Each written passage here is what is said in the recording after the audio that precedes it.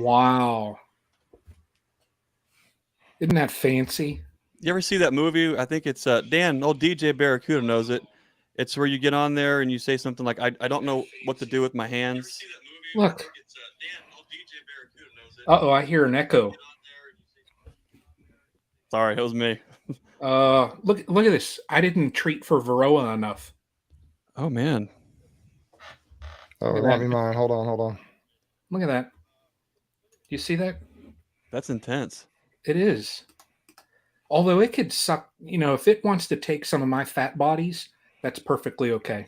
You might want to see a doctor about that. Yes. Everybody, we have this title up here this week. This B chat with Fred Dunn. Where is he? It's a little rough in his part of the of snow country up there. It's dangerous territory. It really is. It is. Uh-oh. Wow, look at that. We're watching ourselves. Ooh, look at this now. Look at that, how fancy. We got bees and stuff now. It's like you know what you're doing. Wow. Hey, we got Chuck in the house here. Oh, there goes Veronica the Varroa just fell off. Oh, how can you tell if it's a boy girl or a girl? I mean, if it's a boy mite or a girl mite? We have spent time together. She whispers into my ear at nighttime. So, she's very nice. 86 Off-Road says you might need some Ivermectin for that. He's probably right. I've got some apple flavored paste here I can send you. But look at her. Look at her, how nice she is. Oh, gosh. That's a lot. That's a lot, Ryan. That's an ugly looking thing right there. Look at wow. But yeah, Bruce has a look. Like, I've got to go a little different here. Now, Fred is currently he's digging himself out of a snow pile, probably getting gnawed up by a shrew. Yes. But I tell you, I got to go visit Fred Dunn here recently and sit down and interview him and see his homestead, and what a cool place. And I've got an honorary coffee mug. What? Look, okay, now check this out. Fred's deep, right? Check this out. I have been to the apiary, and after many seasons, I have returned knowing the way to be. Look at that. Really? Cool. That's awesome. Wow. Got to represent.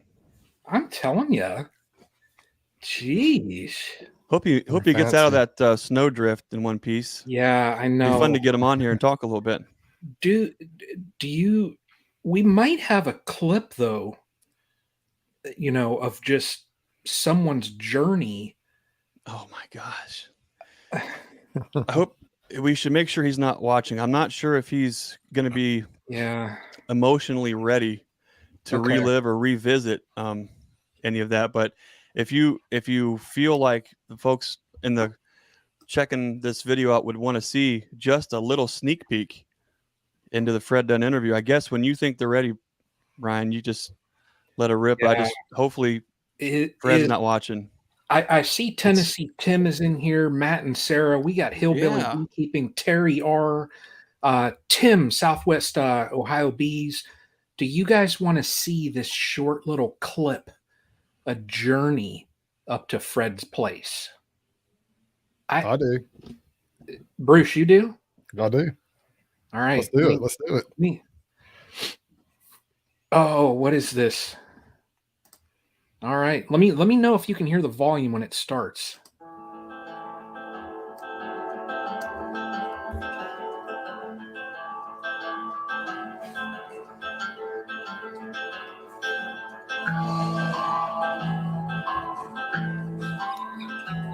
We're deep in snow country here. We're on our way to go interview Fred Dunn. The trouble is, we're lost in the middle of nowhere. Fred said, he warned us, he said, watch out for those short-tailed shrews. Those short-tailed shrews. What in the world? The sign says, I'd turn back if I were you. That's a scary feeling. I feel like I'm being followed. You ever had that feeling? What in the world?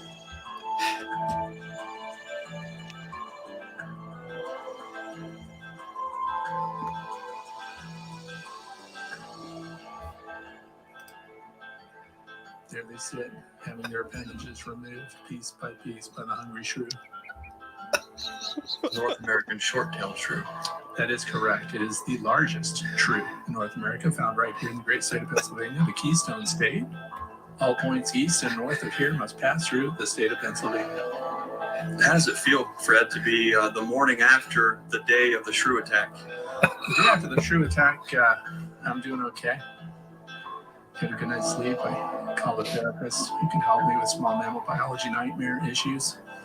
And I'm all right now. Thank you for asking, by the way. It's truly an honor to sit with a shrew survivor. What do you attribute most of your survival success to?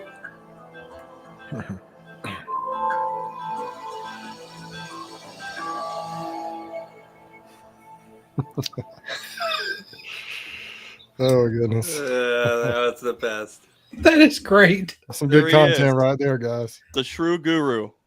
Yeah. Welcome, Fred. Hey, thanks for having me. And you guys are all in so much trouble for sitting next to me on social media, and this is irreversible damage you're all doing to your reputations. So. Well, watch this here. I could see there. Look, I could. Wow. Should we do the Brady Bunch? Should we look up and look over? We could. I've never thought about that. We've never thought about that. We could be like. But can I just say one thing starting out? I mean, I know people are watching, but Greg, you made fun of my fear.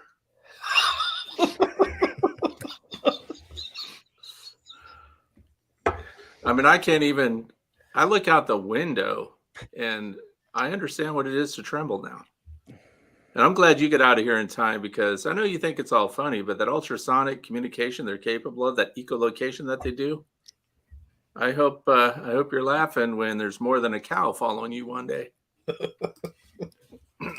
You're right, Fred. I really want to apologize for any revisiting of those situations you might have been experiencing each night, night tremors, night terrors. Thank you for spreading the awareness. Really, and it's almost like he keyed in, he focused in on a weakness, and he just, he seized that moment, and he took it. He didn't think, what will this do to this man? That's how Greg is. Yeah. Yeah. He's relentless. He's vicious. Yeah. We all lie in the wake of his ambitions. That's the price you pay for a free coffee cup, I suppose. Anyway, I'm sure this is why everybody tuned in to see us talk about shrews and everything. But I am glad to be here. I want to thank you all for collectively ambushing me this way. I think it's great. Right. And I'm happy to be here. And I don't see the chat feed at all, so I guess that's you guys. But it's his fault there, yeah. So best way, if you're on as a guest, or even, I mean, I would imagine. Well, Greg, I think you can see the chat, can't you? Depending on what your screen looks like, Fred, on the upper right-hand corner, it might say private chat and comments. If you click on comments, you can see them, but you can't. You can't do anything about it. Oh, I'm not going to do anything about it. All right. That's the free speech room. And you know what's going on here? Do you guys realize what's happening? What? This is a continuation of the Hive Life Conference, because this fellowship began there, really. Yeah. I mean, Bruce, I got to be on his phone. Greg blew me off, told me to keep walking when I was at his thing. And then, and Brian set this all up. So he's the. Yeah. Well, so we're keeping it together. This is like after summer camp, when your parents arrange for you to all get back together. Exactly. I saw you for about a minute at the conference. You were in between Greg's booth and Premier, and you were talking to someone, and I thought, oh man, there's Fred. I got to talk to him. And then I turned around and I had one of those squirrel moments and saw, someone, and I went, and I think I actually went over and I was talking to Rob at Laura B's. And then by the time I was done talking with Rob and I turned around, it's like you had vanished. Almost like you had looked over the corner of, your shoulder and saw, that short-tailed shrew, almost like it was going to sneak in that loading dock. And you vanished, and I'm like, where did he go? And I honestly, I looked for you a couple times, but there were so many people there. Oh no, that's okay, because everybody was in the same boat. Every few feet, you met somebody new. You're talking to somebody, or you're looking at something cool on exhibit. So, yeah, I had a great experience. I was thinking the whole time, I'm like, Fred Dunn's here, I need to meet him. And then he came walking right by the table where I was, and had a couple sitting with me there, and we went over and met him, and we just had a really good time. They were blown away, starstruck. Fred talked about cameras, and the girl, I think she went and looked up how much those cameras were he was talking about. And she was so excited about that. Right. She's like, man, they were just kind of starstruck, and we just had a really good time getting to talk to you there for about 5 or 10 minutes, Fred. We appreciate you taking the time to do that. Yeah, I remember that conversation. The funny thing was, I knew I recognized you because I know that's what I said. I said, don't I know you? Yeah. And I'm talking to Bruce, and he goes, yeah, you should know me. I'm Bruce's bees. And so I was like, oh, yeah. I'm sorry. Okay, yeah, that's who you are. Like, come on, man. I'm a little slow. But yeah, I actually thought you were like from my bee association or something. And then it clicked. Oh, yeah, YouTube. That's right. There's YouTube people here at the conference. It's weird. But yeah, so it was great to talk to people and meet everyone there. Yeah. That was. I just want next year's conference to get here. I'm ready. Yeah, in all honesty, too. Yeah. And there could be another blizzard that basically annihilates the state of Kentucky, and I will still drive through it. So, yeah, it was awesome. Let's see here. See, this right here is it. Bruce is the most popular YouTuber around. That's what his t-shirt said. That's what his coffee cup and his t-shirt said, that very thing. Man, I am far from that. We got Yappy on here. That's who. Hey, Yappy. No. See, now he's making fun of my background. And see, I ran into Yappy in the hallway on the last day. Talked about the Colorado BVAC and his part in helping to develop it or something. So it was fun to talk to him. He's fast moving too. So, oh my gosh, yeah. When I told him, hey, let's do a quick little, interview, kind of, and he was just all over. And when we went out into the hall, I was just standing there. I was about speechless. He's energy. Yeah. No coffee necessary for Yappy. Exactly. No coffee. Oh, here we go. See? People think that for some reason. I'm not sure why. Mm-hmm. They don't know what it's like inside of me. But anyway, I try to give that persona, I guess, as being calm and collected, but really I'm a mess. I think that's par for the course for Atlanta Brave fans. Because you'll notice, Fred, he always has his Atlanta hat on. It's not even baseball season, is it? No.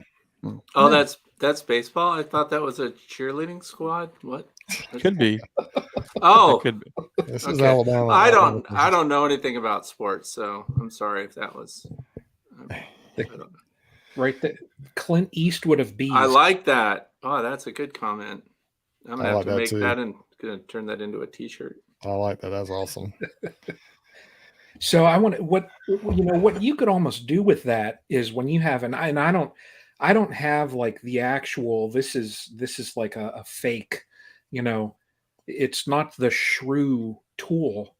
But what you could do is you could, as your there we go. There it is. Look at that thing. But I mean, look at the size. It's bigger. It's bigger than yours. Yeah. By the way, I know what you're holding in your hand right there. That's from the Honeystead, isn't it? Yes. She sent me 2 of those. Did you also get a jar of honey from the Honeystead? I did not. I didn't think so. Oh, somebody sorry. Hands on top. I've got it though. Sorry.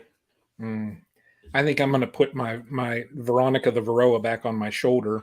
Veronica's good. She's only going to live about 4 months though. So, hey, put Tim's comment up there, Ryan. There we go. This is the Alabama A, for anyone out there who may not know. I think everybody does. They're just giving me a hard time. Has a mullet. The Alabama has a mullet. That's hilarious. So just while we're getting warmed up here, guys, if you have any questions about bees for Fred, if you could post them and we'll try to see if we can answer them. Yeah. Between him and us. And we're going to talk bees for sure tonight, but it's just a blast getting to know Fred. Like I say at the conference, I didn't realize how just his sense of humor, and it was a really phenomenal opportunity to get to meet him in person, and you'll get a touch of that tonight. You already have, actually. So Fred, thanks so much for coming on. Thanks for having me, Bruce. Yeah. Glad to be here. Yeah. Fred, you have probably the coolest backdrop out of any YouTuber I've ever seen there. Getting to know you a little bit better, that you're a professional photographer, and I guess, is it cinematographer? Is that the right word for videographer? Yes, cinematography and videography are polar opposites. Gotcha. I mean, they both capture video, but it's the way you do it. One tells a story, the other captures video. Interesting. That makes sense. So, like, if you hire a videographer, they set up a tripod and point it at the speaker and record the event. Right. Cinematographer has the shoelaces being tied, the cup of coffee being poured, and then the viewer sees the victim, and the victim does not see the threat, but the viewer does as the shrew puffs up the snow behind you. That's cinematography. That's storytelling. And the two shot, the one shot. Anyway, go ahead. I'm sorry. Well, your set is so awesome, and I keep looking back there. I imagine I could have shot you an email and asked. There's something underneath your smoker, to your right on your shelf. I see your smoker, and then directly below that is a white and black rectangular, plasticky, camera-ish looking thing. What in tarnation is that? I have no idea what you're talking about. Okay. Now, notice I grabbed it without even looking at it. Word of the day is kinesthesis. If you've done a thing often enough, it simply happens. Arlo Pro 2. By the way, it doesn't work. This is to remind myself that this one is garbage. Anyway, I just threw it on. Can you put it back? That space just does not look like it's right. It's magnetic. Look at it. See, it's the details. Fred Dunn is just the detail master. Just all the little details. Well, the thing is, now my grandson's going to know, if he watches this, that the cameras are not working, and he's going to come in here and do whatever he wants. Oh man. So Fred, while we were there speaking of detail, and I guess we see that I think Chad has a question there, but before we get to that, you talked to me and that couple there at the conference about being able to capture detail of bees' wings and so forth in flight. Mm-hmm. Can you talk about that technology? I know it without getting too crazy, but as far as detail, but just that just blew me away, the description of what you have to do to catch that detail in slow. Well, and that's a good question, and thank you for that, because it ties into bee knowledge. So now we can teach some bee trivia right now. So I'm going to give you three a question. What is the wing beat frequency of a hovering honeybee? She's not mad, just hovering. What's her wing beat frequency? Let's say 300 per second. 250 cycles per second. So we know that, and that was very good, by the way, very close. We know that if we shoot an exposure, we're trying to freeze frame a bee in flight, we have to shoot much faster than that. So Greg, what's the fastest shutter speed you can get in a mechanical shutter right now? I don't know. 1/8,000th of a second. So now we can freeze frame the wings with 1/8,000th of a second, because it's much faster than that wing beat frequency of 250 cycles per second. But what if we dispose of that mechanical shutter?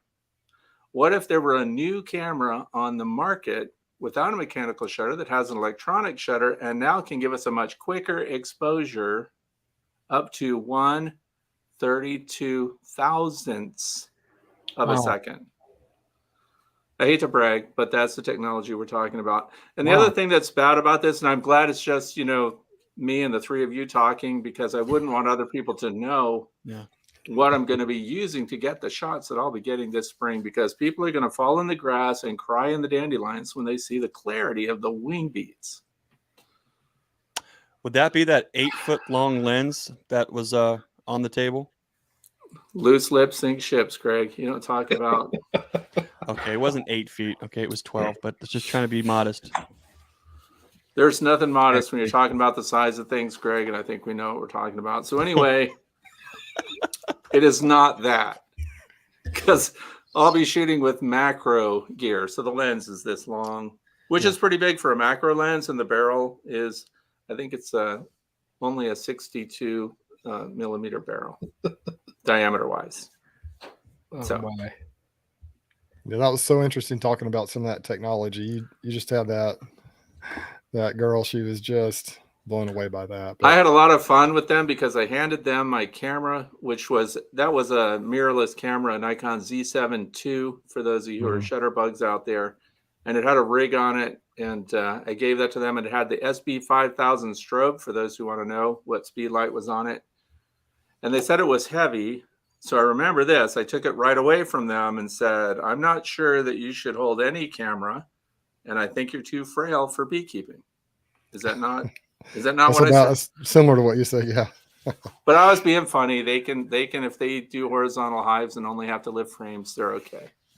I think they're okay. Her eyes were like this big. She was so excited to hear that information. That was funny. What we've got a question up, Fred. Do you have an opinion on the climate controlled shed for beekeeping? Do you know anything? What do you know about that? What I like to do is defer questions like that to people that keep bees that way. So that's Ian Stepler territory all the way. Because South Dakota, I don't keep bees in buildings. I'm non-commercial. I keep like 20 colonies of bees, and they're all exposed all year round. And we don't get those temperatures. Like we went minus 15, I think, in the past couple of weeks, and that's severely cold for us. And it's temperate today. It's 40. Yeah. So 39, 40. The snow's melting off, and we got this big storm on its way in. But so I'm not a fan of, and this is not a slight against anybody who keeps them in those climate controlled buildings. Ian Stepler has a background in HVAC and things like that. He has to do it where he lives, or he wouldn't keep bees.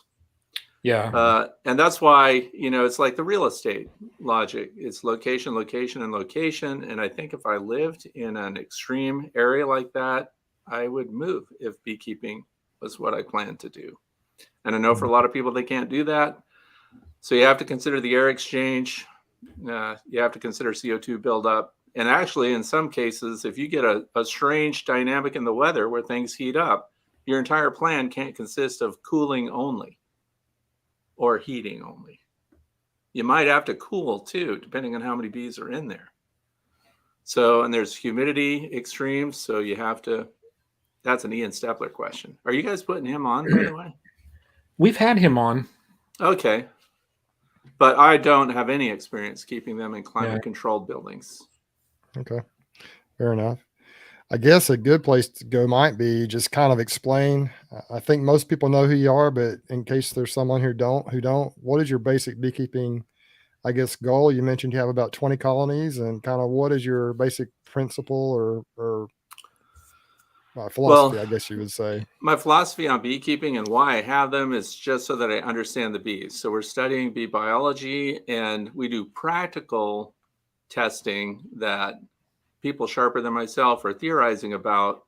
And then I do very practical baseline tests that anybody can do and repeat in their own backyards. So I study bee behavior, and we already kind of mentioned it a little bit there, where I do the cinematography and I do the photography of the bees. And so that ends up in markets around the world, actually. Oh, wow. So one of the things, so I have 8.5 acres here in northwestern Pennsylvania, dirt roads, farm country, plenty of opportunity to both cover native species of vespids, so hornets, wasps, and also the native bees as well as managed bees. So my product is really information.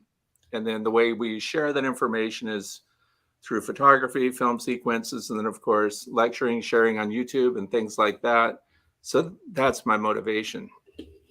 So I'm not, producing a honey crop or I'm getting bees through winter and then making comparisons based on the hive configurations, how well they get through winter. And then we're doing some very baseline product testing, like things that we're feeding them. So this year it's the Hive Alive fondant that everybody is probably using right now, instead of just sugar. So we make that comparison. 20 colonies, divide them in half, 10 get Hive Alive fondant, 10 get dry sugar as their emergency resource. So there again, they should only be up in that if they've consumed the 50 to 100 pounds of honey that they've left on.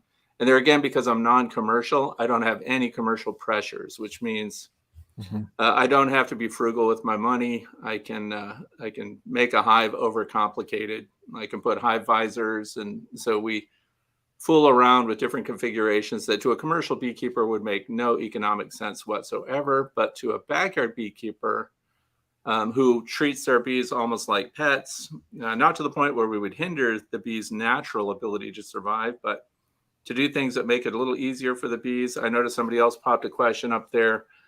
Do I wrap hives or do I insulate hives? And I don't. And this is my 16th winter with bees here in the snow belt, where we get lots of snow, but that's not to be confused with extreme cold, because for it to drop into the 20s here would be really cold for us. But we've been in winters where we had over 100 inches of snow. So it gives me an opportunity kind of to see how bees cluster and what they do in winter. Good stuff. Thanks. That's about all. As far as like the three of us that are on here, I'm the backyard beekeeper, and that's all, that's kind of the realm where I'll stay.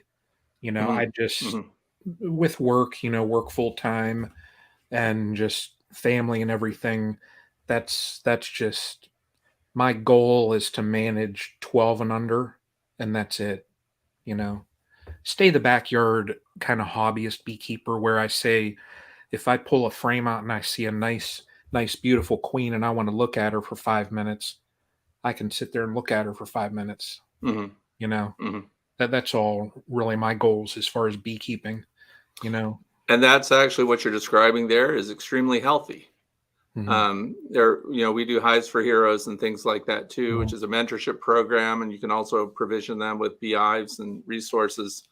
And that's the whole point, is the emotional well-being, being able to sit next to beehives and see what they're doing, but also to educate people regarding the biology of the bee and what to expect. So this need to understand what's going on takes you out of the rat race, if you will, and focuses you on something outdoors that you can externalize and fixate on the bees. And then when they do well, they're just being around the sound, the smell, and then, of course, looking inside a hive, and if they're doing well, and let's hope they are, that's a very satisfying feeling. The stress comes in when this time of year, when everybody's sitting on their hands waiting for the weather to clear to find out if their bees survived or not.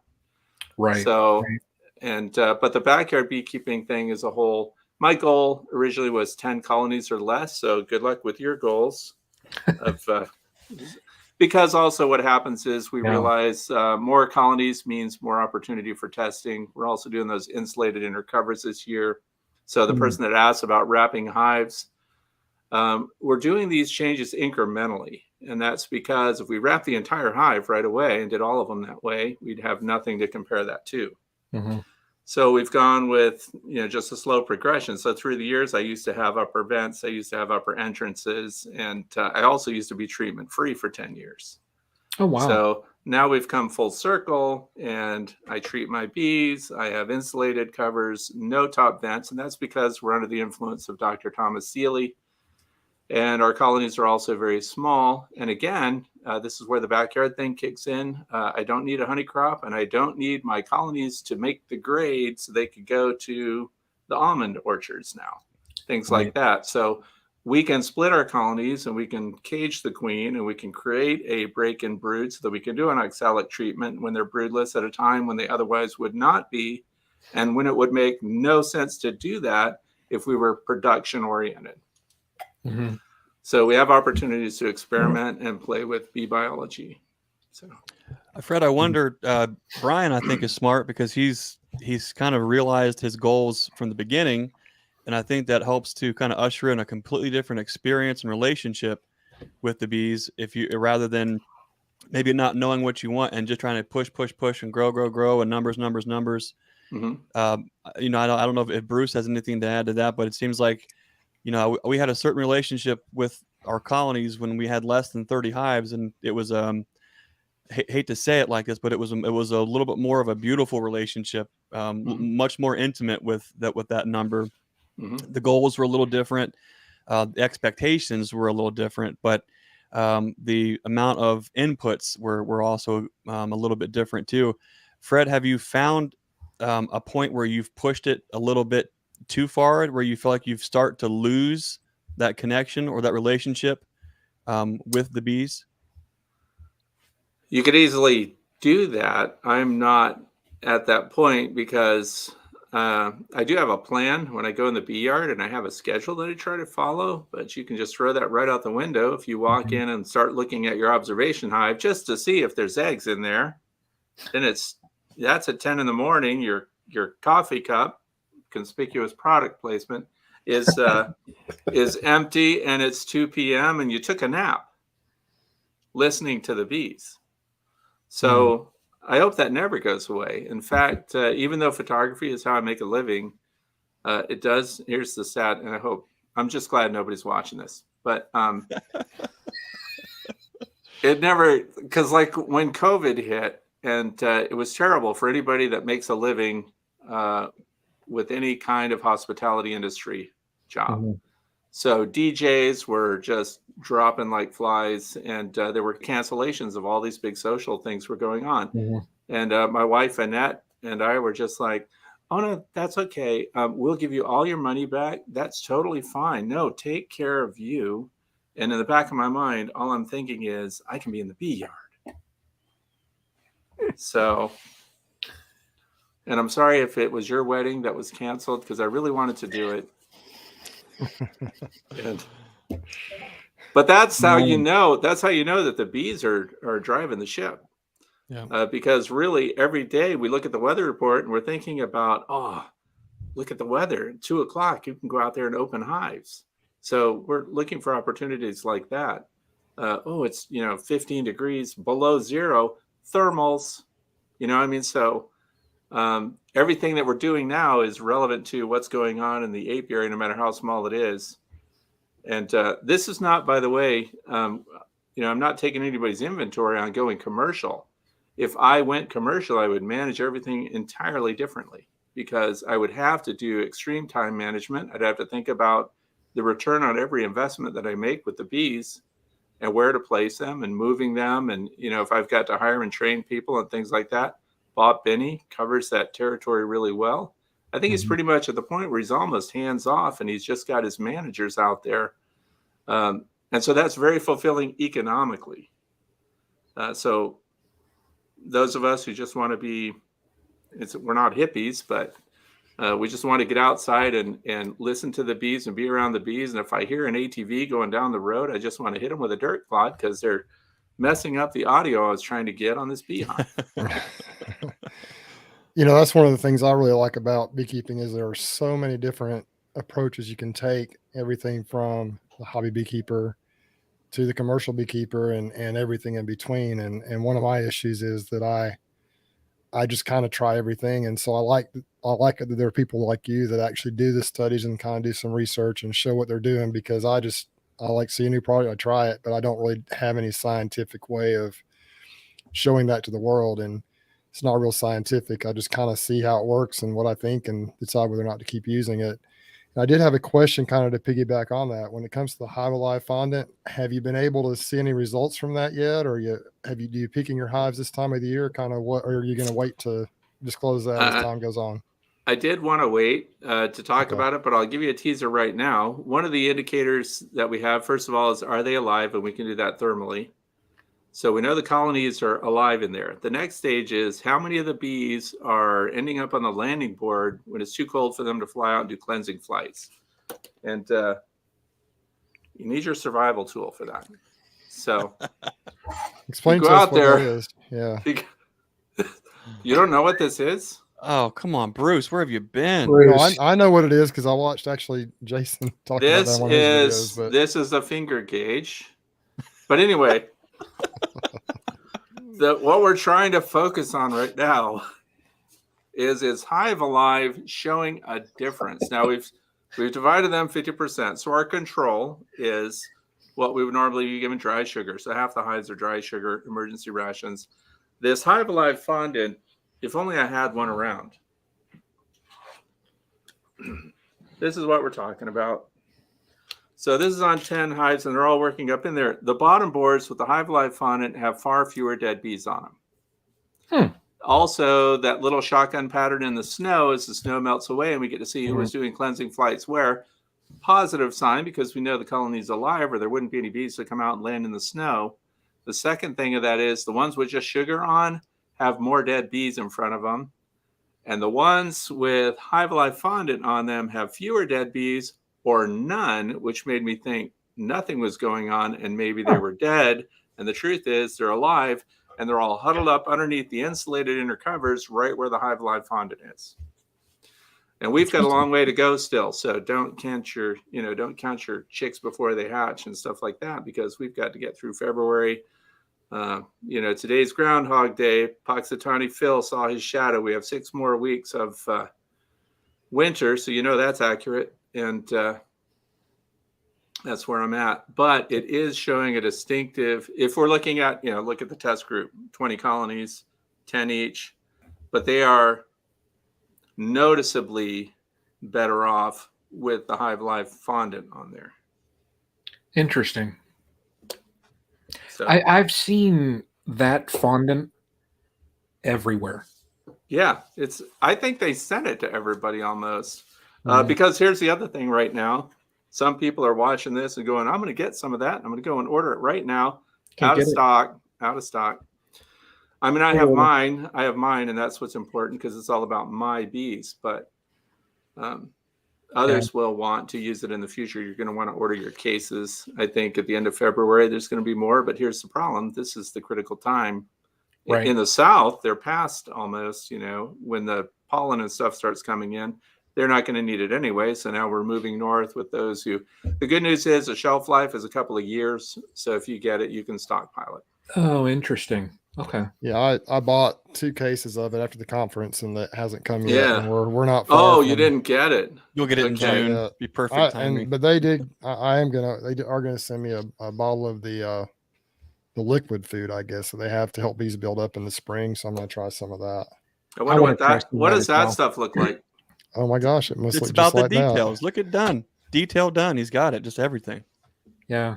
Keep making fun of my last. I do want to try that liquid. When I do get to the point here in the spring where I'm going to put on my syrups, I do want to use their liquid. Yeah, and that's when it's good. You put that in when you're doing your spring buildups, because remember, its strong suit is its impact on nosema. It knocks nosema spores right down, which is why they make all the piggyback claims of more bees in your hive, stronger colony.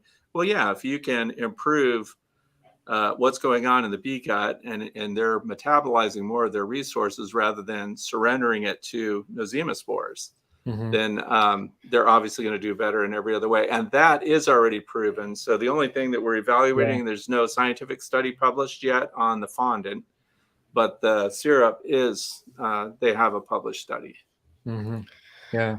I wonder if, and this is just an interesting question, and since you don't live down south, you might not know. I have not had a huge issue. I've had a lot of issues with different things, but as far as nosema, I have not had a lot of issues with that here in the South. But now in the wintertime in the South here, they may be stuck in the hives for 2 or 3 days where it's quote unquote cold by our standards. but within 3 or 4 days, usually we have a day where they can fly, and it gets in the 60s, sometimes even 70s. And so I wonder if the nosema is related to the bees being stuck in the hives for long periods of time. And I don't know that much about nosema. Does that have something to do with it? Yeah, it has a lot to do with it. And that's why, because if they can empty their gut, they can get rid of the material, and they can get rid of anything they're carrying in their hindgut. So the longer the nosema stays in the gut, the longer it replicates. And if they can't fly at all, the last thing a honeybee wants to do is defecate inside the hive, because that's a bacteria nightmare. And then nosema gets spread. So in the north, this is much stronger. So because the nosema counts are the highest, I do my own nosema counts here. They're highest at the end of February. So, and that's because they're just being able to regularly break out. So, and that's why they want you to use that stuff for a year. 1 dose for a colony is a gallon of that. And so one of those jars goes a long way. No, so that's a concentrate. Okay. It's a concentrate. So going into winter, I think half a teaspoon makes a liter of sugar syrup. Oh, wow. So again, those are backyard scale measurements. If you've got those big vats and you're doing 1,000 gallons or something, it's scalable, and they sell that stuff by the gallon. But you should know that this little bottle right here is $85. Oh, wow. Yeah, but what's the cost of let's be salesmen. What's it cost for a package of bees? What about that queen that you lost?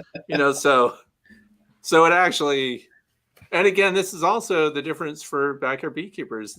Those people, like me, will spend a lot for a little just to keep the colony going. And that's because we look at them kind of as pets, and the failure of a colony has a profound emotional impact on a lot of people, and they name their bees. That's like naming your chicken. If you name your chicken, you better call that chicken Sunday brunch. So when it comes to bees, if you lose them, you just have to autopsy it and move on. Fred, you mentioned taking counts of nosema. I wonder if you could maybe talk a little bit about the difference between nosema and dysentery. Well, that's a very good question, Greg. But thank you. Dysentery, that's the other thing. People see the bees flying out of the front of the hive, and they see that they eliminate right there, and you get these little brown streaks all over everything. That does not mean you have nosema, and that's not actually a trait of nosema. Nosema cerana, by the way, there's Nosema apis, which we no longer deal with. And by the way, Nosema cerana is present in 80% of your colonies. The question is, what are the levels? So when you see them eliminating and leaving brown spots in the snow and things like that, or all over the front of your hive, that's dysentery. That is not nosema. So, and it's good because a lot of people just automatically make that correlation, but you're inside the hive and it's too cold to fly. You just drank 3 cappuccinos and ate 4 bran muffins, and you're looking for that exit. So I'm sorry for that analogy, but that's the reality. And don't be near those bees. If you let's say you had a hive tool, and so you cleaned out the entrance and it was plugged with bees, get ready, because the ones that fly out are going to be squirting as they fly. Don't be in that path. I'm just letting you know. Keep your mouth closed if you're looking up. That's for sure. Oh, that, from experience, that's great, Greg. I'm glad you shared. My hive tool is really not as effective as yours. Well, yeah, because it doesn't reach as far in, but you can do things like kebab sticks. These are little bamboo things. You stick them in there and you cross them and then you pull your bees out. But you're right. This only came out this year, Bee Smart Designs. And because look how far back it reaches. So that's the other thing. The more bees that we can get out of there, the less work your bees are going to do in spring. And we're also getting moisture out of the hive and the bacteria that comes with decomposing bees, because we've all done it. You open up a hive and it smells like a dead animal. That's disgusting, but usually that's a complete dead out, so it wouldn't have mattered. But if we can help the bees along and keep all the dead bees that we can get a hold of out of that hive, it's a big benefit. So yeah, the ability to reach all the way back there. You could get a coat hanger. You can make your own, get some 1/8 inch diameter rod and bend a little hook on the end of it. So they just made it easy. And also this has a little scraper, not to mention survival tool, right? Right. So you fall in the snow. And by the way, you know what a catapult is. So let's say this is you got a shrew. Look at that. That's what I plan to do. I mean, the plans are, they can go right out. When you're faced with the actual shrew, you might just need to change your shorts and run away. But you got to be ready to do something. There it goes. Oh, that took care of him. If that situation would present itself, if it's not on video, it didn't happen. It's true. It's true. He's got plenty of fancy equipment though to catch it, so he's good. He's always got a camera on him. Well, and with the 200,000th of a second. No, that's you can't when you're in 32,000th. Let's get serious. You would even have the hairs on the shrew. You could catch that. Yeah, but we're talking CQB in the snow, my friend. This is survival. Okay. If you don't know what CQB is, that's close quarters battle. Depending on what service you're in, it could be close quarters combat. You got to be ready. Now I'm going to bring in Yappy the B-Man here because he's in the thread somewhere. At least he was. He carries the GoPro Hero 10 Black Edition. That's what you want. The thing can go underwater with you. If it's a water shrew, you go right into its habitat. You don't back off. Once you start engaging the shrew, you don't stop. You're all in. It's 100%. So. Did you say water shrew? The water shrew. I'm out. No. The water shrew. Is that Hero 10 Black? No. It's the 9. Oh, well, put it down. What are you trying to do? It'll work. No. This will work, though. That'll do it for a house mouse, but maybe not a shrew. Thank you, Greg. You get it. You got to bring the gear. Here's the Hero 10 Black, when you fall down, has an artificial horizon leveler. Does the 9 have that? No, didn't think so. So when you're falling down, it stays level, and then you can turn it to yourself and get the emotion. It's kind of like, anyway, we're off track. I'm sure people are watching this wondering, this isn't why they tuned in. Veronica loves me. Veronica does. I noticed I'm that worried she's about changed. you, Brian. This is a new look for you. This is a new look for you, Brian. I'm a little worried. Have you gotten out of the house much lately? I know with all the snowpocalypse, and you doing okay? Who needs to leave their house when you have Veronica? By the way, you guys, Keith Spillman, he's got something important to say there. Be careful when you scrape the bottom board. One of my hives chased me around the yard. Oh, wow. So bees have attitudes. They haven't been out. And be ready for that. A veil, maybe. Yeah. Hey, there was a question a while back from Chuck at Niners Nation. And it was in regards to the best state to buy a queen for a colony. Exactly. Yeah. I have an answer for that.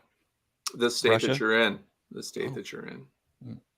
Now, locally obtained bees. Like if you live near Greg Burns, you want his bees. You want his queens. You want them because they're suited to your area. Bees that get shipped through the mail. Let's go back to last spring and make some people cry that ordered their bees through the bee bus, shipments. They came with that gel in them. And I think 7 out of 10 colonies died in transit, the package bees. They go through a lot of stresses when they're in shipment. So temperature dynamics that we don't know about, how long they've been held, the bees they're with, the workers that they're with are not, of course, from that queen. So they go through a lot of stuff we just don't know about. So if you have the opportunity to connect with a local breeder of bees, queens, and they have a good reputation, that's critical too. You're always ahead getting something local that you've heard good things about. Now, if you can't do that, and a lot of people, Cayman Reynolds doesn't like this company, but they're my favorite. I buy queens through the mail from the Bee Weaver family in Texas. Because that goes all the way back to my Survivor line bees without treatment. And those bees are munching mites. And we've learned recently, in fact, there's a paper just published on them, that they're surviving with the presence of Varroa destructor mites. And this ties in with what Dr. Peck was talking about at the conference, where the virus loading on the mites is not the same for every mite and not the same for every region. So by these queens that generate stock that can live in sync kind of with the mites and not die out because of the virus load coming from them, as well as doing a lot of grooming and some hygienic behavior and things like that that also help them do better. So when I buy in a queen, I bring it in from Bee Weaver. If you're in the north, Russians do really well. There are trade-offs with every pure line queen that you get. So you want to make sure that you understand, and the source, by the way. Believe it or not, a lot of people advertise queen genetics that they're not authorized to sell. So you need to find out if they're authorized by those who have the pure stock. And I'm not going to name specific companies, but always do your background checks on that too, to make sure that you're not getting kind of a hybridized version and they've just assigned a name to it.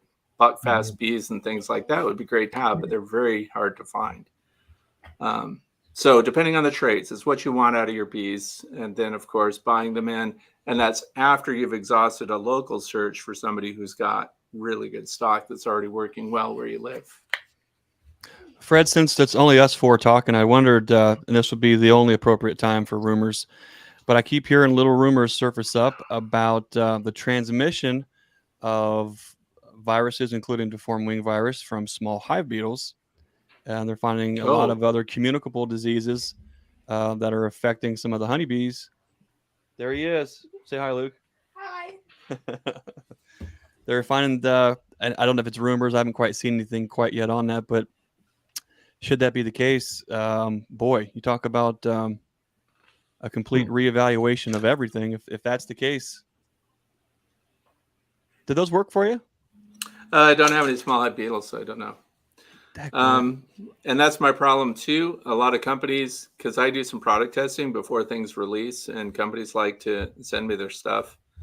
And I don't have small hive beetles to test. So I'm very fortunate on that end of things. And as far as deformed wing virus, by the way, it would not surprise me in the least. And why is that? Because even managed honeybee colonies are spreading deformed wing virus to native pollinators as well. The University of Vermont did a study on that. And they were in close proximity, of course, to a commercial beekeeping operation. And they found the virus loads on the flowers and, of course, on bumblebees.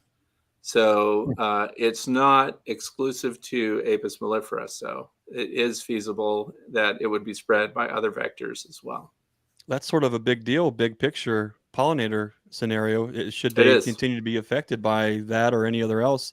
That's a whole, I mean, talk about a paradigm shift on what to treat, when to treat, how to treat, not to treat, who to treat. I mean, that's a big deal. And I'm glad you brought it up, Greg, because if you're not going to treat, you have a responsibility to understand what's going on with the bees. And if you're not going to treat, you have to euthanize the bees that are loaded with these viruses because they are impacting native species. I dissected, a wasp nest last summer and videoed it in super close macro. Deformed wing virus was present in the wasps. Wow. So I had no idea. So we do, as beekeepers, this is often I hear, and I wrote a thing on this today, was people want to raise honeybees to benefit pollinators. Your honeybees are actually in competition with your local pollinators, and your responsibility ramps up in that you have to keep healthy bee stock. Because the impact is not necessarily quantifiable. We don't know what they're interacting with, and you're bringing them in. And that's why we talk about what state would you get your bees from and fly them in and things like that. Whatever they have with them, they bring with them. So we really have to, the benefit of a beekeeper caring about their bees is that this caring extends out to the local environment. So now they become aware of the need for biodiversity in the environment. Maybe they can talk their neighbors out of using weed killer, and they can grow dandelions and feel comfortable walking on white clover and things like that. So the beekeeper helps the environment by that kind of local activism, not so much by the bees they keep, if that makes sense. Interesting great stuff. Response, Fred. Thank you. Yeah. Speaking of being careful about where you get your bees, queens, bees, whatever. Rob from Laurel Bees is on here, and I hope I tell this story and give it justice. He bought some packages last year from, I think it was a quote unquote treatment-free beekeeper, and he took them home, put them in the hives that he had. I think the Rapamay hives, and treated them immediately with oxalic acid vapor as soon as he could before they had a chance to build up. Had a huge mite drop. So those bees were just loaded with mites. And so he was able to take care of that then. So it is important, I think, that he said 2 weeks later he did that. So it's important to realize that you need to take care of your bees. And like you said, if you're not willing to do that, you need to be willing to euthanize those that are not healthy. And but I learned something from Dr. Peck at the conference. He showed that picture, 2 pictures that really stood out to me. Number one was the mite that jumped from the flower to the bee. You remember that test? He had a mite sitting on the flower, and the bee walked across, and the mite jumped right up onto the bee. Yeah. The other picture that really hit me was when he showed the picture in that observation hive of a colony that he had specifically set up to have a high mite load. He was doing some studies on that. And a lot of the bees, you couldn't see any mites, but then some of them you had 3 or 4 mites or more on, just a bunch of mites on them. And he said, look closely at those bees. That was their belly, their underside. And so when people go through colonies and they say, I don't have mites, it's because the mites typically reside on the bottom of the bees. Because in that observation hive, the bees that were crawling on the glass with their bellies towards him are the ones that you could see the mites, real problem there. And so those are just a couple of interesting things, I think, that David, a couple of interesting pictures that he showed us that really made. I'd like to address that, though, because the whole mite on the flower, by the way, and Dr. Peck, he's a friend. I like him, and everything's great. And that sequence was done with Dr. Thomas Seeley, and Dr. Peck and Dr. Seeley have done a lot of research together at Cornell, and I took my courses there too. And you have to remember that mite was planted on the flower. That's true. Yeah. So when the bees, and then they had a controlled environment. So the bees, and then you show how agile the mite is. So we have to kind of back up. Always question. Science is great, but always question the methodology and how you arrived at what you did. Because I did backyard beekeeping experiments, right? So we want to see foraging bees would have to have mites on them, which is not impossible. The mite has to have incentive to disengage from the abdomen of that foraging bee and then depart the living bee, a guaranteed life resource for the mite, and land on a flower, hoping that another bee lands on the same flower so that it can climb onto that bee. What is the incentive for a mite, a parasite, to do that when it already has a living host? True. So that part of that study is missing. It did a great job of showing the agility of a mite and how they could get onto a bee if we put mites on flowers. Theoretically, I guess they could get scraped off, but that would be pretty rare, I would think. But there again, belly plates, yeah. And so one of the things I did was set up a feeding station. So I attracted thousands of foragers, and we did mite counts on them because we wanted to see how many of the foragers are flying around with mites on them. This is late in the year when mite numbers are concentrated, and the colony numbers are in reduction here in the Northeast. And I got 0 mites, and we did multiple counts throughout the day. So foraging mites at that time of year are not mite loaded unless it comes from a mite bomb. But when they're mite bombs or mite farms or whatever people want to call that, they've stopped foraging in a meaningful way. We all know when we look at a colony in decline, the number of foragers heading out and in are much reduced. So the strong, healthy colonies are sending the strongest foraging forces out.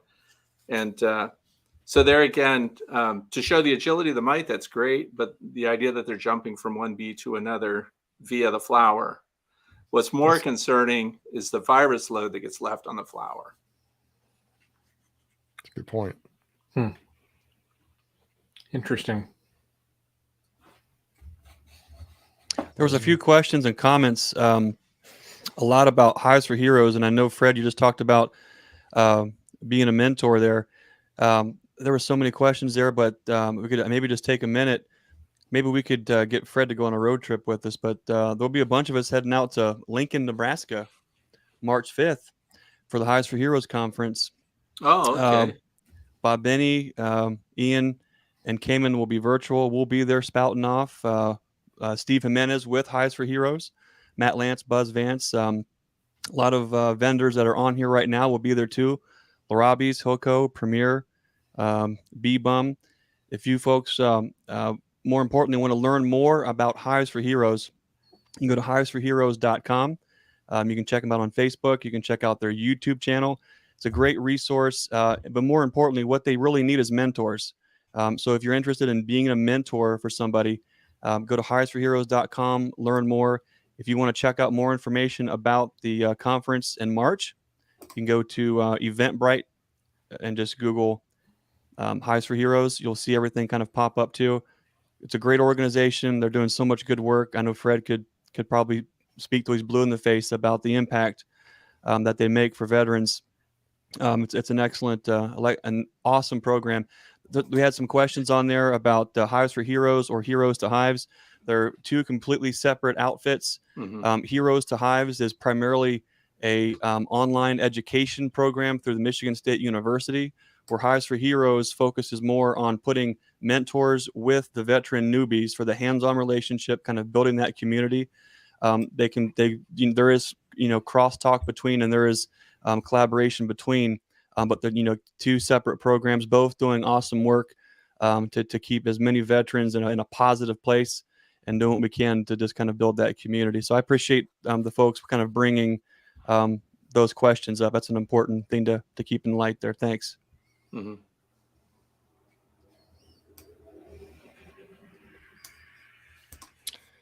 I saw where I think Jason from Bohemia Bees talked about, Frig, you don't sell Guardian Bee entrances, do you? Or Guardian I don't sell anything. I didn't think so. So he just didn't want to jump in on your. Oh no, go ahead. Sell whatever you got. I don't sell anything. Yeah. All right. I often say my product is information. That's it. That's Fred awesome. does sell some of the finest fowl videos at fredsfinefowl.org. Oh yeah, or just go to Amazon and get the DVD titled "Regarding Chickens: 3-Hour Backyard Guide to Raising Your Own Poultry from Incubation to Adult, including Feed, Housing, and Husbandry." And if you're asking yourself, have I seen one of those fine DVDs on display at a Tractor Supply company? The answer is probably yes. I did not know that. Little known fact. It was the only chicken keeping video that was ever in Backyard Poultry Magazine. It used to be carried by Strongbirds Chickens and Murray McMurray. Oh my gosh, who's that guy? Wow. Yeah. Look at that. You're great in post production work there. Look how great you look there, Fred. Mrs. Dunn took that picture. Thank you very much. Wow. But anyway, it says chicken DVD. I know that my website is out of date and it's not in alphabetical order. And stop it with the self-deprecation. Please, Fred. Great. Well, please don't write to me and offer to rebuild my website, because unless you're doing it for nothing. So there we go. Oh, I like that promo code by Bohemia Bees. Stream done. Yes. I always like to send people to different stores and stuff and say, tell them that I sent you so that you can pay the same as everybody else. See what happened from the last video, Rob? You started this whole thing. Now look at that. That's excellent. Cool. So that's for the Guardian Beehive entrance protector for hive beetles. For those who are wondering, who may have just come on and not seen that. So over at Bohemia Bees, they've got that special going on, $1 off if you put that code in. And if you buy 10, that's $10 off. That's 10 times as much. Just saying. That's correct. So Fred, you mentioned you do buy the hygienic or the bee weaver type queens. What do you do for other mite management? Is there anything else that you do, or do you try to do everything? I do oxalic acid vaporization when they're broodless, and I do splits. I interrupt brood. I have Formic Pro on hot standby if I get a colony that gets the counts really high, so I'm ready to do that. In fact, I have a case of that sitting right here. But so that's my 1-2 punch. The other thing is just integrated pest management, and of course stock that's hygienic and naturally resistant. But if they get out of hand, I treat them now. So, do you have issues with the hygienic bees being a little more defensive or feisty, or do you find that to be the case? That actually used to be the case, especially with the Bee Weaver line, because I think they had some Africanized genetics in there, which was one of the reasons that they were a little swarmy, a little hot. And I've been working with them since 2007. So the ones I get now from them are awesome. So they're totally, in fact, if you look at any of my recent videos last summer, I did a lot of frame by frame inspections and hive evaluations without gloves. Those were all derivative from Weaver stock. But of course, the reason I buy in the queens, I know that genetics are going to get watered down as soon as they're superseded or if they swarm.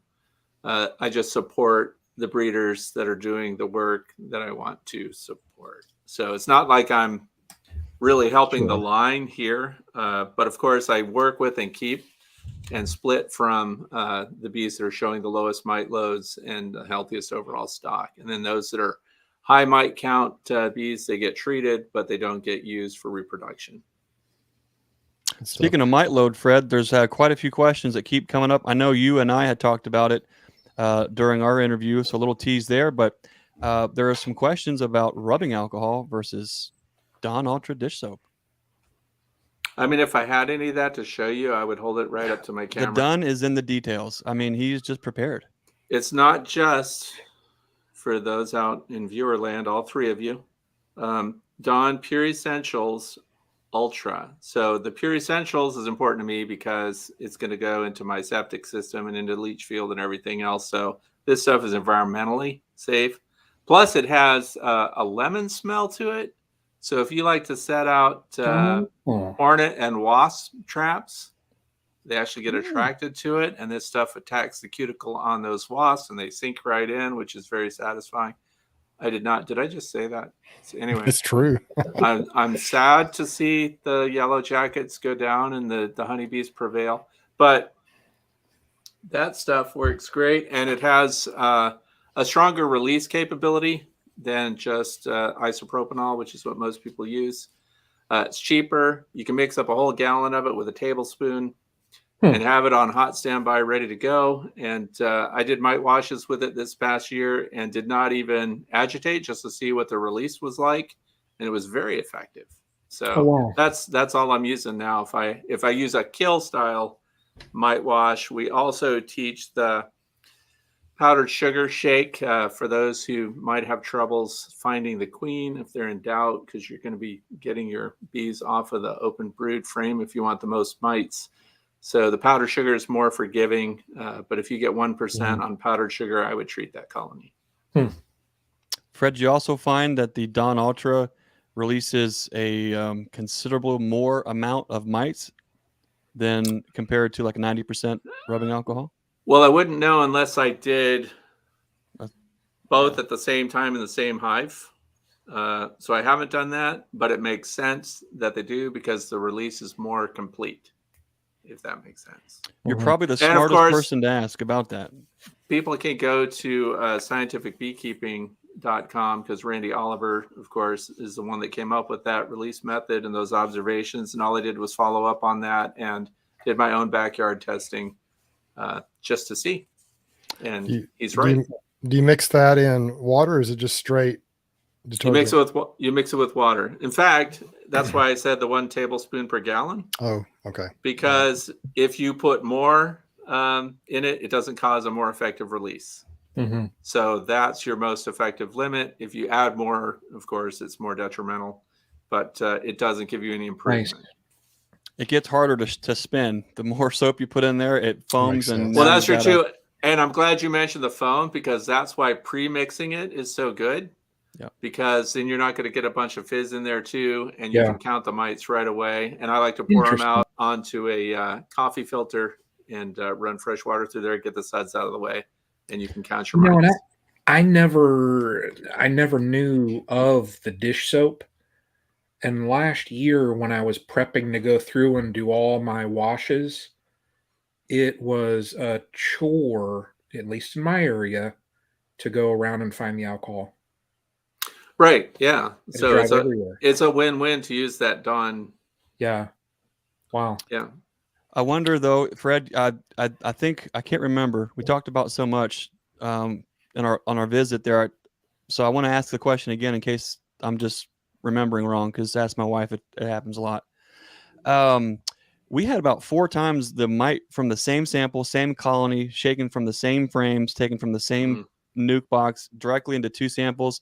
We did a video on that, and we were just doing the video because folks were asking how do you do an alcohol wash. Well, we decided to do an A/B, and you can in the video you can kind of see me working through my thoughts there.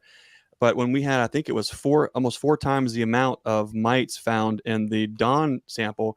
My question is, if we're let's see, can I get my fingers the same? Doubt it. Okay, there we go. The same. All right. So if we're talking about Dawn and rubbing alcohol and same samples, if the rubbing alcohol is, let's say, 2%, the Dawn's coming back at 8%. Is Dawn a direct correlation to rubbing alcohol at 2%? Therefore, now let's start treating. Here's what I'm worried. It's not.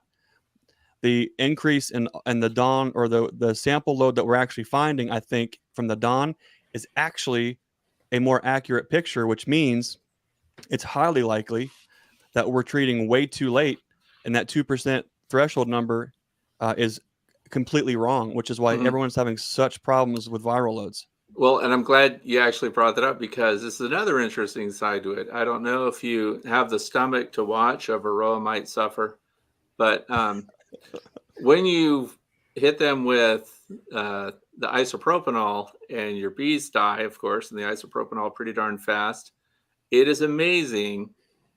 I highly recommend you watch this, how long the mites continue to cling. So that has an impact. And how long they can live in isopropanol and then be rinsed off, and watch that little mite crawl away. Now, jump right back up onto the bee. Well, yeah, and they end up on flowers and fields waiting for bees. But what the Dawn Ultra, those mites go nowhere. No. So number one, it's releasing better, and it makes sense. If the mite dies faster, it's going to release and wash off. So do those tests yourself, by the way, when people get into spring and we're looking at mite loads and things like that, because you need to treat before you're going to put your honey supers on usually. And you want to test the same colony, the same frames at the same time. Now, I realize you're taking out now a cup of bees instead of 2 half cups. But it is important to do the same colonies, same frames at the same time to see what those differences are. And I think that has a lot to do with the fact that your Dawn Ultra, well, dish soap defeats the cuticle on the bee, and likewise the mite. The cuticle is this waxy substance that protects them. It's on the surface of their bodies. That's what we're trying to defeat, so that you get this high wetting ability, and that's why soap works.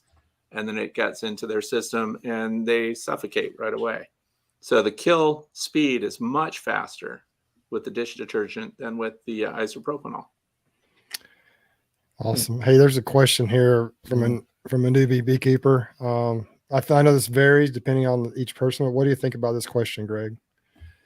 Or Fred? I'm sorry, Fred. Well, Greg can answer. I guess we all could. Okay, so how many splits do you expect to get off of a healthy hive in spring? Okay, so here's the thing. It depends on what you want out of the bees that you're going to make that split from. So if you've got nucleus hive boxes on hot standby, and you've got a colony of bees and they're filling out, and you know they're going to swarm if you don't either expand that colony or split them. So it really depends on what you want to do. You can get one loaded, deep brood box, and you could get 2 splits out of it, but you're not going to get any productivity. The residual colony and the 2 that you just made, your goal then is just to get those ready for fall and to winter over. But if you want productive colonies, I wouldn't pull more than 1. And this depends on where you live and what kind of nectar flow you have, and if you have a dearth and everything else. Where I live, it's a sweet spot, and I don't have a dearth, so I can split and then make a split from the split. So I wouldn't do multiples at once.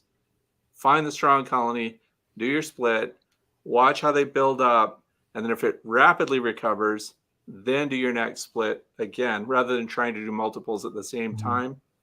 And this also is protection for you and the bees in the event that the weather turns for the worse and that they don't have the productivity they otherwise would. So I do one and then cascade them. I wouldn't do multiples from a single colony. But then again, I'm in the northeastern United States. If you're somewhere else, and if you want to know, by the way, those who are watching, what your area is like for the bees, there's a website called beescape.org, and you put in your address and it will show you what your dearth period is going to be, where that's going to be, whether or not the environment can sustain swarms that get away from you, and everything else. So that's a very useful tool, especially for those who've not yet started to keep bees. Maybe you've got some options for different locations to keep bees in. Beescape, that's the place. And you can find the best location before you establish your apiary, especially if you're in a city and you plan to have a satellite apiary out somewhere. That's a very good tool. That's great stuff. I guess a follow-up question I might have would be, you mentioned reasons to, well, the bees are boiling out in the spring. You got to do something with them, either add space or split. What is your technique or your favorite techniques, so to speak, for swarm control? My favorite, swarm controller for making splits. They both do the same thing. So I would say if you have a hive that's boiling out, you're concerned they're going to swarm, what would you do with that colony? I split them and I make a nucleus colony, and it's a walkaway split. So if I've got queen cells in there started, hopefully they're just started. If they're already capping, you're way behind the 8 ball and they may have already swarmed. They snuck away on you. And that's why it's so critical. Those first warm days, you need to have equipment ready to go. This happens all the time, even to beekeepers that have been doing this for a long time. They lose swarms. You lost, your bees. But I do walkaway splits. I make sure they both have eggs. They both have open larvae. And I don't care where the queen goes, but if I see her, she goes in the new hive box, and I leave the queenless colony as the resident colony. And then I make a nucleus hive. Make sure you got cells in both colonies, and then eggs. Once you've got eggs and stuff, you've got insurance. So and there again, backyard walkaway split. And I had great luck with that last year. Do you break the excess queen cells down and just leave 1 or 2, or how do you? I don't. I leave them. Now, if there's any of those little spindly supersedure queen cells, or like in the middle of the field of a brood frame or something, I get rid of them. And then I divide the eggs, and that's the beauty of a nucleus colony too. That's a resource. So if you find a colony, you're a little late on that, and there are no eggs, so you can't have them make their own queen. Then you go and get your eggs from over here, and you park it right in the middle of that colony, and watch them make a queen. But there again, you've got all that time, that broodless period, oxalic acid vaporization opportunity. So the way that I do all of that, whenever they're queenless, whenever they're broodless, before I fortify that colony and bring them back into production, I give them an oxalic acid vaporization treatment. Good stuff, man. Appreciate it. I think what Fred does really well is he sets a little bit of the context up too. He's been clear and outlined what he does, his goals, and this is why he does that split. And I think that's what I appreciate about Fred's approach with his channel, even with he's taking questions and questions from all over the country. And like he did earlier today, he mentioned I don't live in an area that does bee barns, so I can't comment on that. That's an important approach that escapes many YouTube influencers, is setting the stage for context, because that's key. How Fred goes about to do those things is what he's working with, and I think that's great, Fred. That's you paint that accurate picture for folks to better fully understand the information you're sharing with them. Oh, thank you. There's a good question there from Kobe Beekeeping, and you would know this probably, Fred, since you're from Pennsylvania. So for Pennsylvania in general, should we be ready for swarming by March 1st this year, according to the weather? Okay. Ignore the calendar. Watch your bees. So that's the problem. But by the way, we can get norms, and we can look at the history of our apiaries. If you keep 2 colonies of bees, keep records. We all think, I just have 2 colonies of bees, I'll know what's going on. But these trends get identified through every annual cycle. So you need to be ready, because again, all of a sudden they can start bringing in pollen this month. So we're in February. We can get a break in the weather and you can see bees hauling in pollen.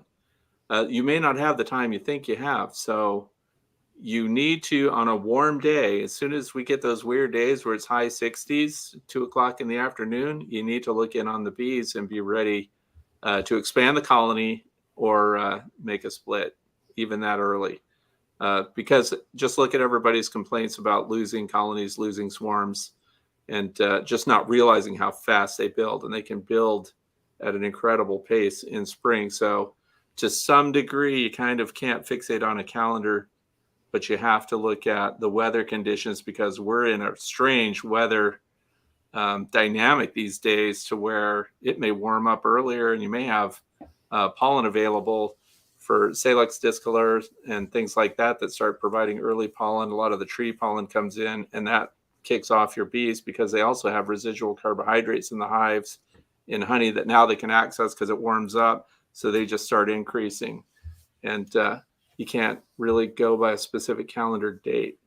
I mean, my calendar would be different here than 15 minutes north of me. They would actually warm up before I do, because I'm at a higher elevation. So my microclimate is even different for my bees. Fred, look at that. Canadian Beekeepers blog. That's Ian. See, I gave a shout out to Ian, so he owes me now. Fred, what component do you see right before, especially early spring, when a lot of folks are talking about making queens and such? Mm-hmm. There's usually almost one last little missing puzzle piece right before they're for sure ready to swarm. Yeah. Wonder if you could talk about that on folks, what that last little component is before queen cells that you usually see. There's 2 things that I look for. One is the amount of pollen coming in. If it's more than 10 per minute, 10 foragers loaded with pollen per minute. The other thing is production of drones. You start seeing drones on the landing boards. Those freeloaders are going to every hive. And so you can assume that at the drone congregation area, that single spar that all the virgin queens know about ahead of time genetically, that's when you can start to make new queens, because there's stock out there to breed with them. And as we talked about, Greg, they have made it through winter. So this is before all your local beekeepers have bought in their packages and brought up nukes and things like that from other places. These are the bees that have made it through the winter, that are early enough to generate their own drones. So now we've got winter hardy stock that's going to breed with your virgin queens. So is that what you were looking for, Greg? Way to be, Fred. That's the way to be, Greg. Hey, Fred, the Lagrange here, how much Ultradon was that per gallon again? Was it a teaspoon or a tablespoon? I said a tablespoon. If you want to double check the specifics of that, the worst case scenario, you've wasted too much. But the actual dose is at Scientific Beekeeping with Randy Oliver.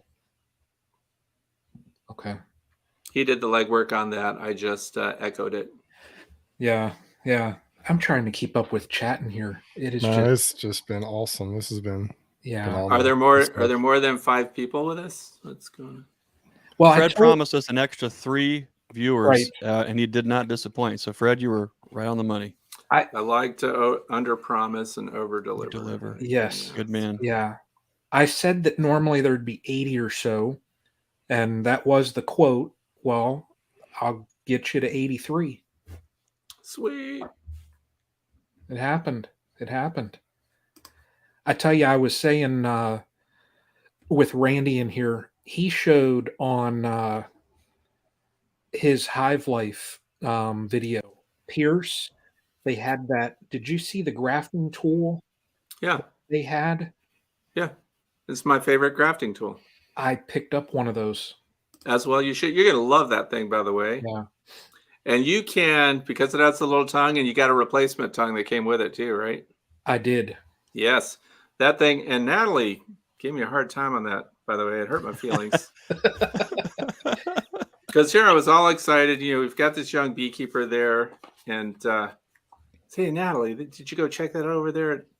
Well, you heard what she said to me. She goes, oh, so you need something that does it all for you. Okay, well, you know what? But this is for Natalie. And for the rest of us, we're going to take the real sophisticated wood. Right. And by the way, you extend that thing out, and all you do is dip it in some of the royal jelly that they're already feeding to the other, the open larvae in there. Dip that tip right in there, and then go in and get your eggs, and it is perfect. And it pulls it out and drops the egg. Perfect. Oh, it is like. Yeah, I'm for those. To use Yeah, for those of us who need something that does it all for us, and I'm not ashamed to admit that I'm in that crowd. It's a good tool. It's a great tool. Russell here, -20, Russell. Whew. That's cool. See, time to move. That is cool. Yeah, that's what I would say. Yeah. Although, I mean, like where we're at the top row here, well, all of us except for the Atlanta Braves fan. Gosh, we're Braves fans. God. We're all going to get hit by the storm coming through here tonight. So, yeah. Oh, yeah. The kids already came home with tablets. Their school is shut down ahead of time. Yeah. Unless your kids are homeschooled, they're already there. But for the poor children in public school, they're home with their tablets. Our kids get Sundays. They get when it's sunny and nice out, then there's no school. When it's just like this. Our next 3 days, we've got a high of 74 tomorrow, 74 Thursday, and a 69 on Friday. Come on. So just to let Fred's you know, buried guys, in 18 feet of snow. He's going to get 3 inches of ice. Brian's about the same. And here you are complaining about shoveling sunshine. I mean, come on.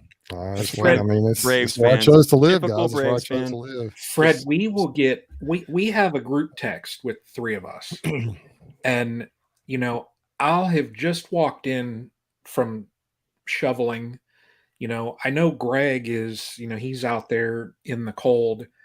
And then we'll get a text and it'll have the American flag with the sun, and it'll say, "Hey guys, it's 68 here."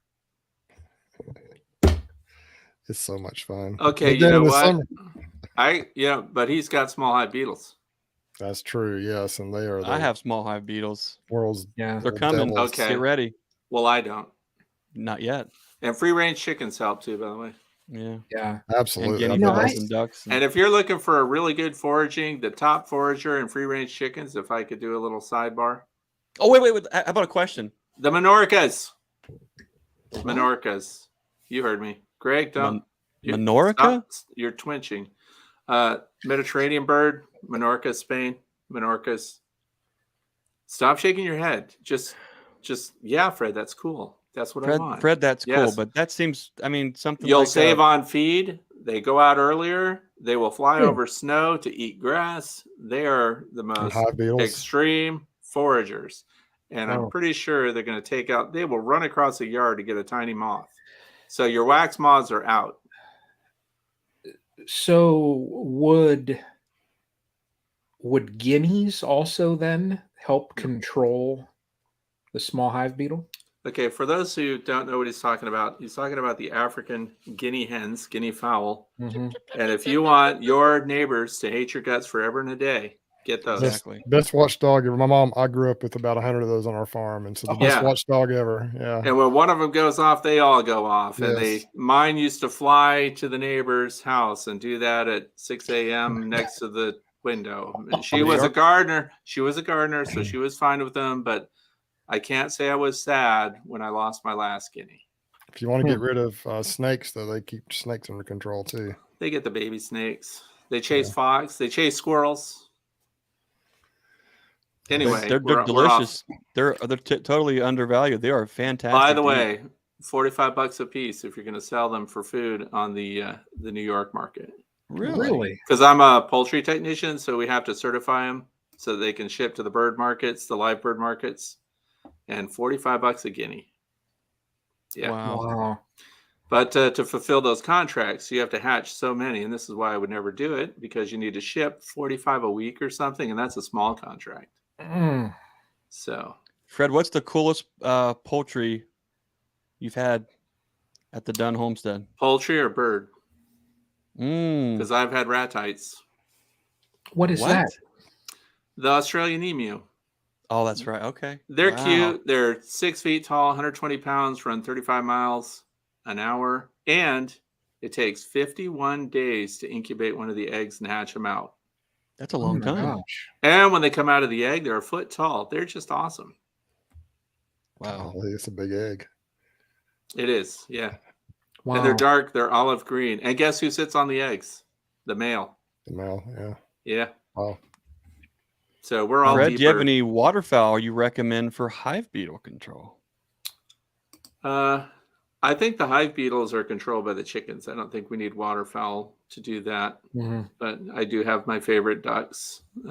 Magpie ducks are pretty high up on the list. How about Muscovies? Muscovies are good. They're kind of ugly in the face. I think, They just bob like this constantly. their and faces they are all fly, like, yeah. and they just, But they're quiet. they're really good. They spend a lot of time on the pond. They're good. A lot of people like the khaki Campbells, the runner Oh, ducks and stuff, yeah. because they're right up there with chickens as far as egg production goes. So, and a lot of people think you have to have a big body of water to keep ducks, and you don't. A little swimming pool not- works, doesn't it? Do Little not kiddie keep pool. your ducks with your chickens. They go in there, they empty the drinkers, they make a huge mess, and then on their way out the door, you know what they do on their way out the door. Oh yeah, they leave a deposit. Hey, Mark has a good question about the Easy C. Right there. Yeah. I like that thing. Well, Greg has one, right? Don't you? Who's got it? Greg, you No, have Brian- one? Brian- Oh, no, Brian- no. Oh, you've got one? No, Brian I does. didn't. I I thought you ordered one. I can give I've a seen it in shout everyone's out. video. I can give a shout out. Larry Lee's Bees. yeah. He was on here a little bit ago. He did a demo. Mm-hmm. So Yeah. go to his if you want to see it. I did not get one. The Easy C is the insert into your. This is not the Easy C. This is another one that's got a clear view. See the upper crystal clear. Then you breathe through here, but that's by Flow, and you have to have a Flow jacket to put that on it. But the Easy C I do not have. When I stood and I spoke to Bob that was at the stand there, he went through the whole demo of how to install it and everything like that. They were sold out. Yeah. So, And they're $40. Are they 35 or 40 a piece? They're 40 on the website. They're 40 Yeah. a piece. Yeah. yeah. I mean, I think it's a slick concept, you know, but I don't know. I've been just teeter-tottering whether to try one or not. Mhm. So it'll probably be one of those decisions that I'll make one day and I'll just, yeah, okay, let me get one. Well, the beauty of the Easy C is if you've got a favorite veil already, you can put it on there. Plus, you adjust exactly where on the veil you're going to position it. So there are advantages to that. Yeah. I found that the ones that are half clear, unless you put a ball cap on or something, like the one with the alpha mark on. Anyway, the ball cap lifts it up so that Alpha's first, right? breathe through the. It is. That's right. It's- Alabama. That's Is that a correct. Guardian Bee apparel veil I see over your left shoulder, Fred? Thank you for mentioning Guardian Bee Apparel I'm waiting from Terry. for Terry. I thought I saw Terry Chapman on here. But yeah, that's my. If I had a favorite Yeah. vented suit, and by the way, I think you noticed because see the short distance to the veil. Mhm. This is the Yeah. Pro version. That's what I want to get right there. So, and the reason I like it is because the screen's right up against your face, viewfinder, camera, whatever. But I love good my eye. Guardian. Good I've eye. got a Guardian pullover, and it's And got that's the- I've got a whole Guardian suit hanging there too. But Mhm. anyway, they're my favorite vented suits. Yeah.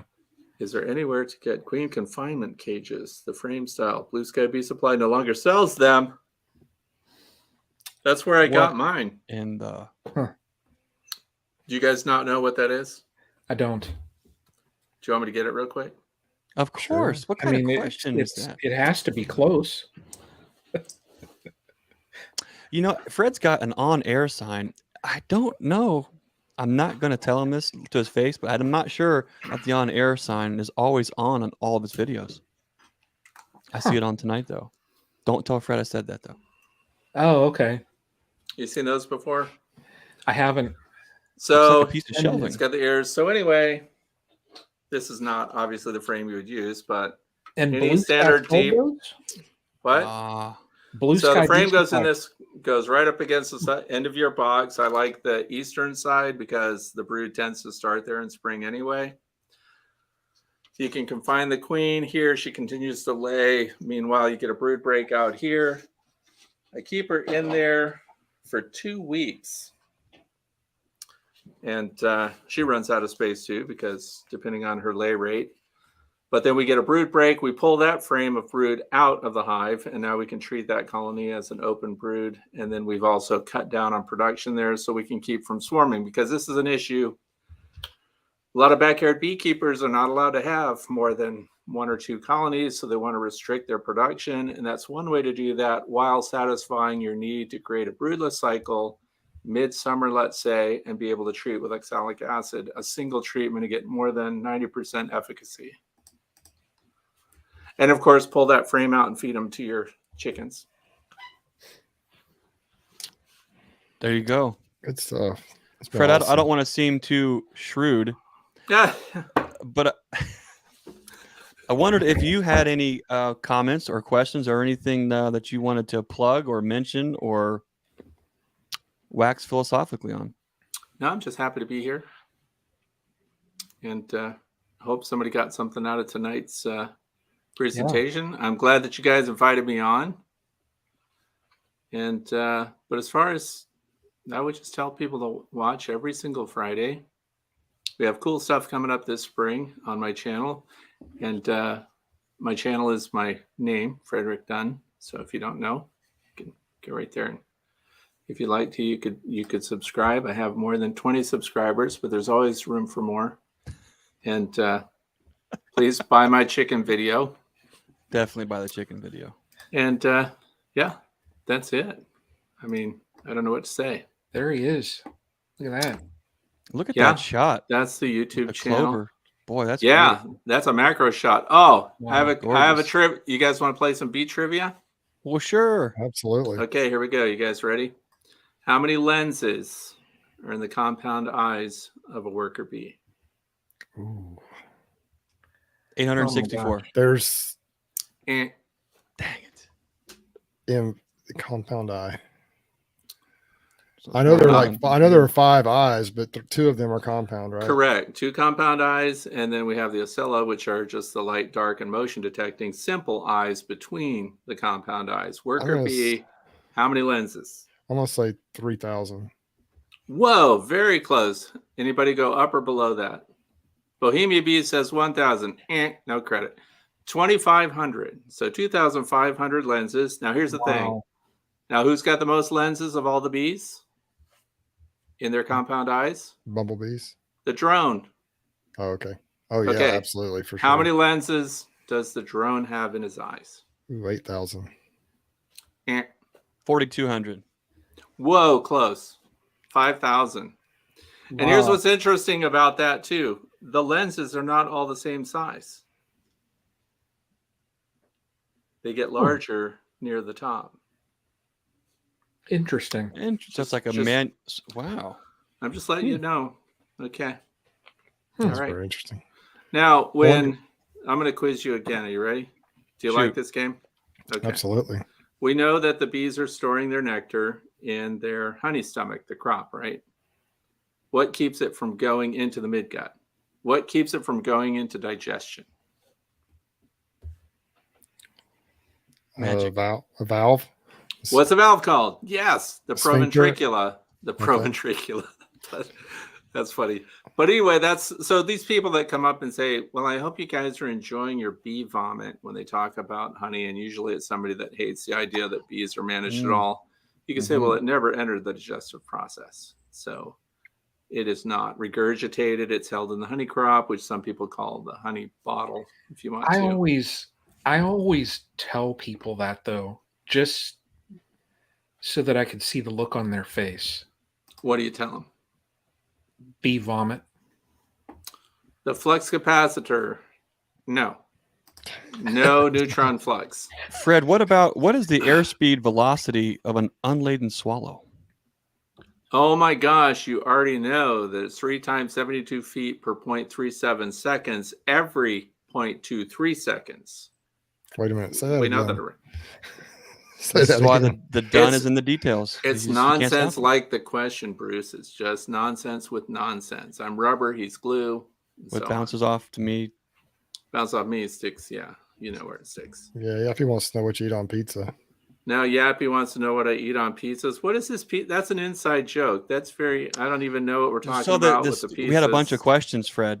We collected an enormous catalog. I mean, like a Funkin' Wagnall whole collection of questions. But unfortunately, we ran into a little bit of an issue being followed and trues, and we actually weren't able to bring those with us. That was one of the top questions from Yappy B-Man is, what does Fred Dunn eat on his pizzas? Whatever Mrs. Dunn puts on there. That's a great answer. That's perfect. That is perfect. Yeah, she is. She's so Smart above man. average. So above average. Okay. You know, it's just great. My wife's name is Annette as well. Oh, And that's fun. she is extremely above average. So you're wearing her hat then, I see. Yes, that's what it is. That's exactly right. I did see your video, Fred, on the Hive Live conference, and I just got a chuckle when your wife was in the frame and you put Babe Alert. I thought that was cool. I seen that. It's true. It's true. They think she's all, super friendly and nice and so sweet. You should see how she gets the remote control from you. When you get in those head scissors and she comes from behind the couch, it is not pleasant. A lot of you don't know, she was a company commander in the Navy. That's a drill instructor. She's very nimble and far more aggressive than any of you could imagine. So, wow. She will love that I said that on here. That's pretty cool. Why are we looking at your small hive? What are we doing? What is that? That's your I'm showing that to someone that's in the chat that it's going to get sent out to. It's not one of those Alibaba finds? No. Okay, good. No. It's a model. And there's even here. So you've got the entrance reducers, but you've got the frames in there, and if you want to run a excluder. So that's a good question for you. Do you run excluder? I guess you don't. Yeah. Do you harvest any honey? Do you run excluders? We harvest honey. Oh yeah, we harvest honey. I do not use excluders. I established what I call the honey bridge. Yeah. Okay. So I let the bees and this is where I see, like Randy, Dirt Rooster was in here. This is why I wanted to talk to Mr. Ed. If you look at when they tear out these buildings and you've got the feral colonies of bees in there, where's the brood concentrated? Down near the entrance, wherever the entrance happens to be. Oh, Yappy's in here. He does these rip outs too. So as you progress up through your comb, there are definite distinctive areas where it's nothing but capped honey, and they're not putting brood up in there at all. This is what I do with my own hives is I establish the brood box. We get them going. We get the first honey super on, and then we see if the brood migrates up into that medium super. If it doesn't, and we get that second box full of nothing but honey, then my third box is for me. There's no queen excluder, and they fill it really fast. So I don't use it. I also don't use the queen excluder on those flow hives. Same reason. I set up a brood box, wait for a honey bridge to be established. Now, if they continue to build brood into that second box, that's not a honey bridge yet. You need a box, a medium that is nothing but honey. Then you can put your next box on, and that is for harvesting without a queen excluder. Interesting. What it seems to me like happens in a Langstroth hive is you have the bridge. It seems like it will go middle to outside. I want to say front to back, middle to outside.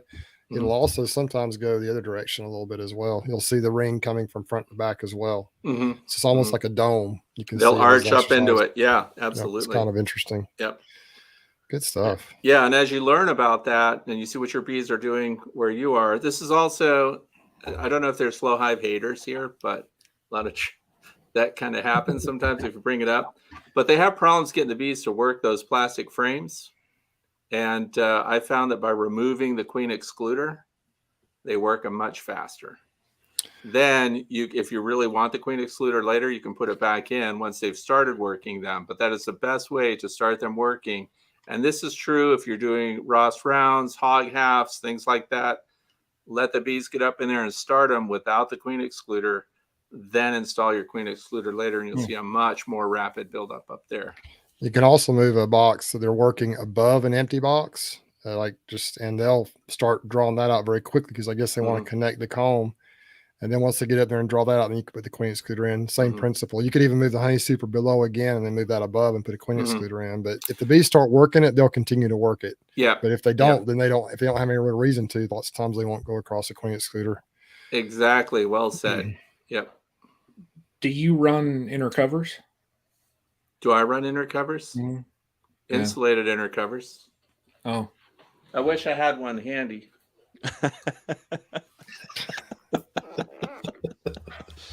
I can't take that. Look at this. Look at that. That's fancy.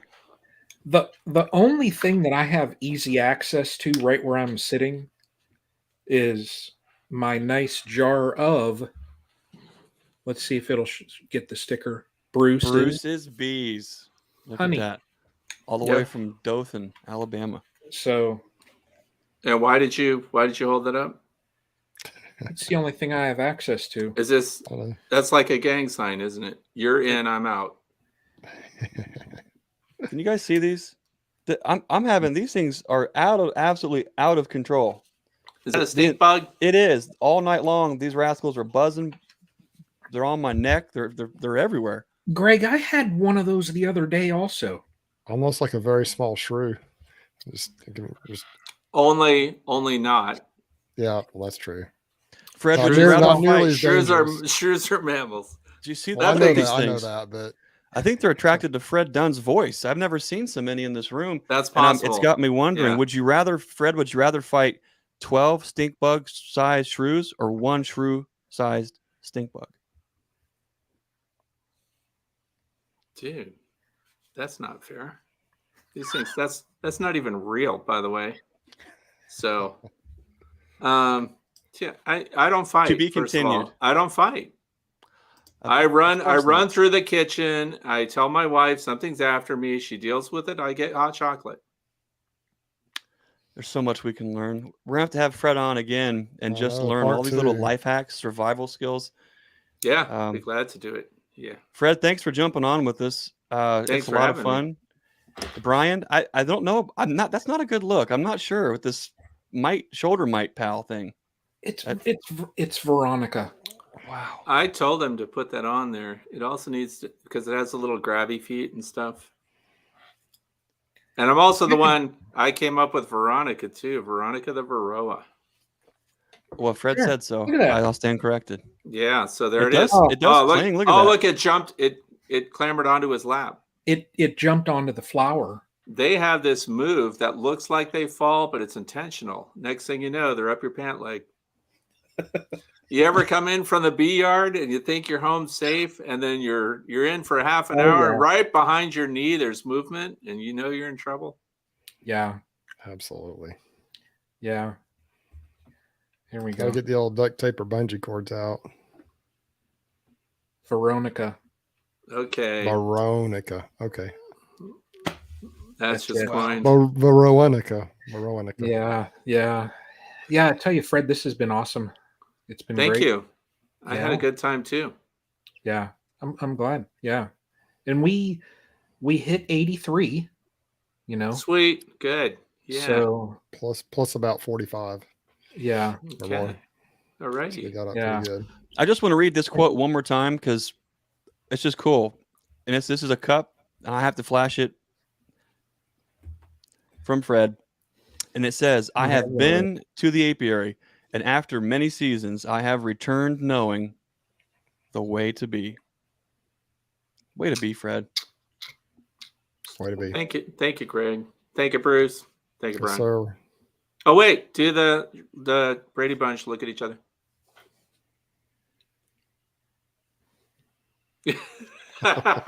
We'll see you. All Thanks, right. Fred. All right, guys. We'll see you guys. But hang on one second. Wait. Fred, wait, there's more? But hang on. You know, we entered into this chat with explosions, and then we leave with soothing music and images of bees. Yin and yang. It's perfect. So here we go. Is everybody ready? Are you ready? Ready. Fred, are you ready? I'm Thanks ready. for joining it. Thanks for joining everybody. Thank you. Yeah. so Hey, much. everybody. Thank you. Yeah. Yeah. Thanks for being here. Here we go.